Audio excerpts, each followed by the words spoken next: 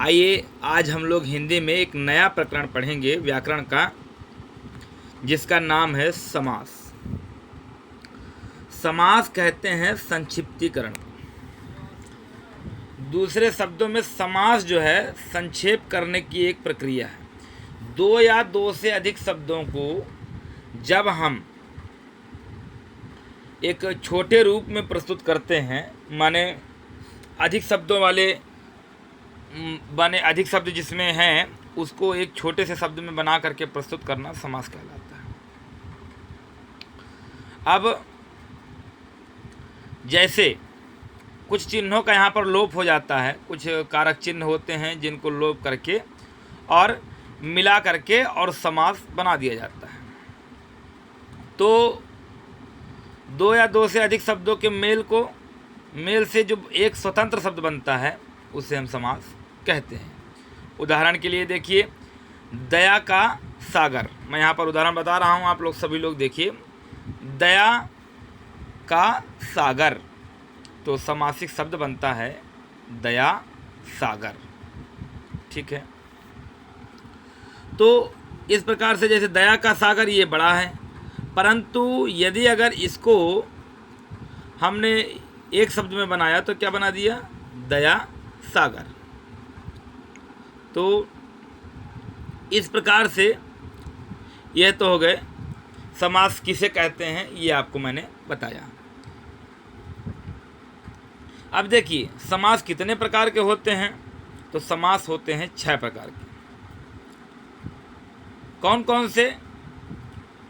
द्विगु समास, द्वंद्व समास, द्विगु समास, तत्पुरुष समास, कर्मधारय समास, अव्ययीभाव समास और बहुव्रीहि समास। ये है द्वंद्व समास, द्विगु समास, तत्पुरुष समास, कर्मधारय समास, अव्ययीभाव समास और बहुव्रीहि समास। तो ये तो हो गया समास का यह प्रकरण। तो समास कितने प्रकार के होते हैं? 6 प्रकार के होते हैं। अब देखिए एक एक करके हम पढ़ेंगे कि वह समास जो 6 प्रकार के होते हैं उसमें पहला समास है द्वंद्व समास। द्वंद्व समास के लिए यहाँ पर परिभाषा दी गई है,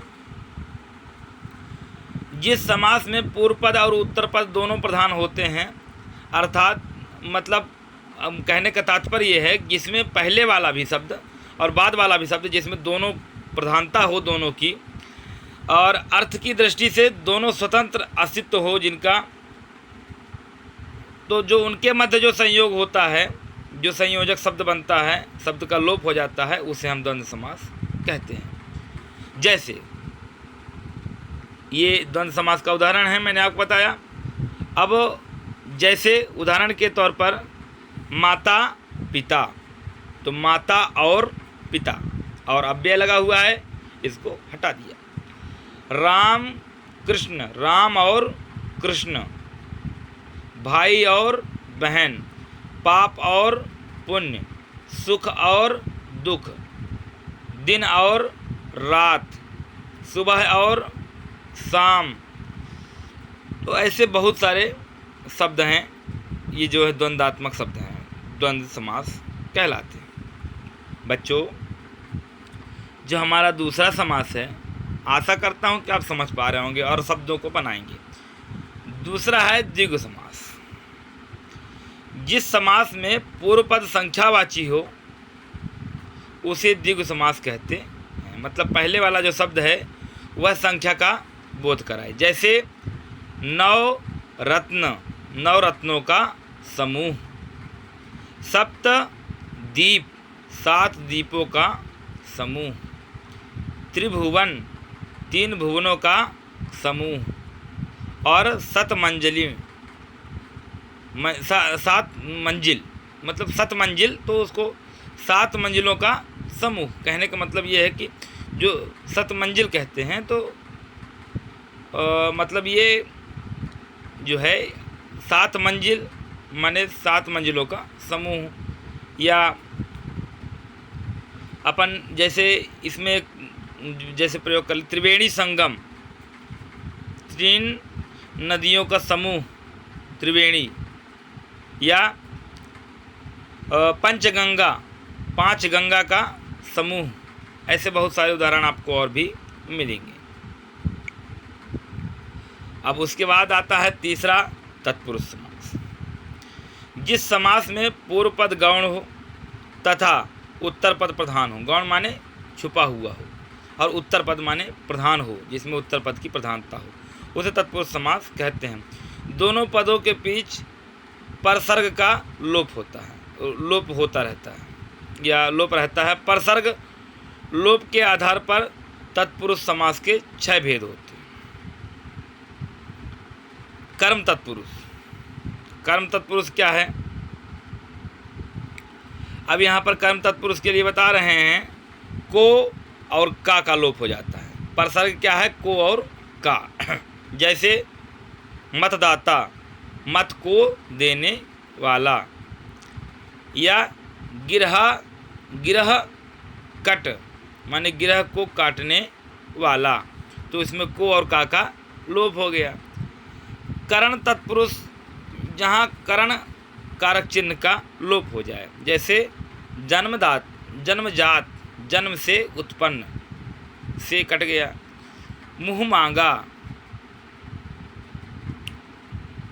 मांगा माने मुँह से मांगा। गुणहीन, गुणों से हीन। विद्याहीन, विद्या से हीन। ऐसे करण तत्पुरुष हैं। और संप्रदान तत्पुरुष, जहाँ संप्रदान कारक चिन्ह का लोप हो जाता है। कारक आप लोग पढ़े हैं और कारक चिन्ह भी पढ़े हैं। हथकड़ी, हाथ के लिए कड़ी। सत्याग्रह, सत्य के लिए आग्रह। युद्ध भूमि, युद्ध के लिए भूमि।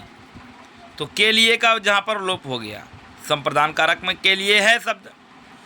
अब जैसे अब अपादान, जहाँ पर अपादान चिन्हों का लोप हो जाए, जैसे धनहीन, धन से हीन। भय से भीत, भयभीत। जन्म से अंधा, ये अपादान है। संबंध, जिसमें संबंध का लोप हो जाए। प्रेम सागर, प्रेम का सागर। दिनचर्या, दिन की चर्या। भारत रत्न, भारत का रत्न। अधिकरण में, जहाँ पर अधिकरण का लोप हो जाए। नीति निपुण, नीति में निपुण। आत्मविश्वास, आत्मा में विश्वास। और घुड़ सवार माने घोड़े पर सवार। ठीक है। अब कर्मधारय, जिस समास में पूर्व पद विशेषण और उत्तर पद विशेष हो, उसे कर्मधारय समास, वैसा कर्मधारय समास कहलाता है। जिसमें भी उत्तर पद प्रधान होता है, जैसे इसमें भी उत्तर ही पद प्रधान होता है। जैसे काली मिर्च, तो काली तो बहुत कुछ होती है, लेकिन काली है जो मिर्च। मिर्च जब तक नहीं कहेंगे तब तक काली है में बहुत सारी चीज़ें अटक जाती हैं। नील कमल, नीला है जो कमल। पीत अंबर माने पीला है जिसका अंबर, या पीला है जो अंबर। चंद्रमुखी, चंद्र के समान मुख वाली। सद्गुण, सत है जिसका गुण। तो इस प्रकार से जो हम लास्ट में बोलते हैं कमल, पीताम्बर, अंबर, मुखी, इनके बिना पहले वाला शब्द अधूरा है।